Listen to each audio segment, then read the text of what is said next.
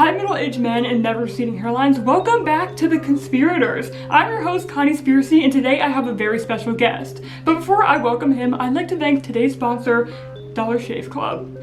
Anyways, without further ado, please welcome the very talented, world-renowned Grainy video analyst, Bill Gates. Thank you so much for having me. welcome. I'm super excited to be here, and I'm also excited to see what videos you have to share with us today. Well, I'm glad to have you, and let's just get into it because we have a lot to cover. Today, we'll be discussing 3 famous videos that are well known amongst conspiracy theorists. Okay. The first one, of course, is going to be the moon landing. Oh, classic. I know, you've seen it, your parents have probably seen it, and your grandparents have probably seen it live. Or did they?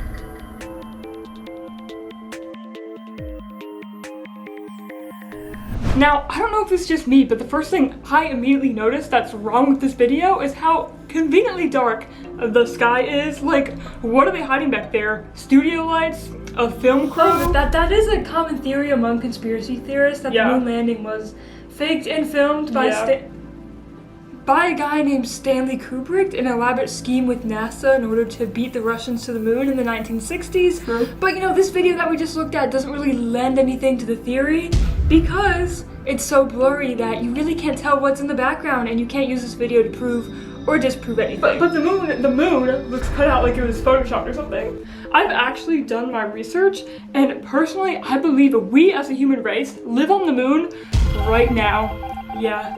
And you know, in the 1960s, everyone was like, oh my god, wouldn't it be cool if we went to the moon? And NASA was like, oh my god, they can't know. So they faked the whole moon landing to trick us into thinking we live on Earth. So why would they not want us to know we're living on the moon? I mean, I wouldn't want to live on the moon, let alone know I live on the moon. I mean, okay, so you believe in this theory, and the theory says that you know you live on the moon. So yeah. I mean, so what even is the moon? Like the moon up there? Yeah. It's the moon. But like we're living on the moon?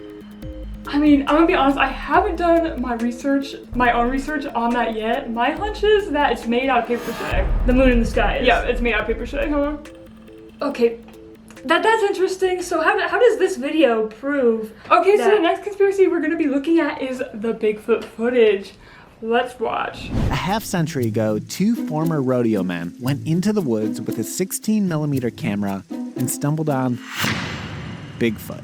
They could see the trapezius, they could see the deltoid, they could see the lateral and long heads of the triceps. I mean, just go on and on from top to bottom. You can pick out all these features, none of which ever show up in a cheap off-the-shelf costume. Oh, I remember this one. He got this grainy footage of Bigfoot, and a lot of people use this to prove their theories that Bigfoot actually exists. But as a grainy film analysis person, you know, myself, I have to say you can't use this film to prove or disprove any theories that Bigfoot exists just because it's so grainy. Is it Bigfoot or a furry out for a walk on a nice day? So what you're saying is I brought you on this podcast for no reason, like you can't prove that video is a video of Bigfoot?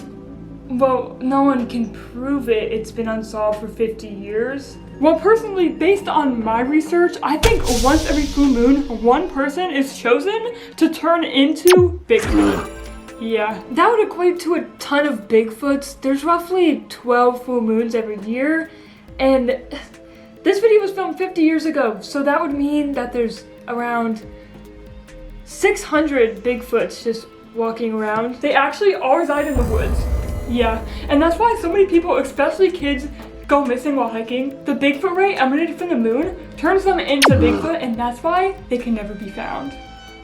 I mean, there's probably way more than 600 kids that's gone missing since the 1960s, though. Okay, so here's the last video we're gonna look at. It's a little bit newer. It's about the flat Earth, so let's watch. From the arid sands of the Sahara Desert to the shimmering waters of the Palawan coast, everywhere you look, guess what? It's flat. Flat. Flat. Aren't you gonna summarize? This is out of my area of expertise. I do grainy footage. You invited me on here to do that, right? Based on my research, the Earth is actually flat, and we kind of just fly around the universe like a frisbee. So how come we haven't been violently flown off of the Earth yet since it's spinning around like a frisbee? Is there no gravity in your fucked up version of the universe?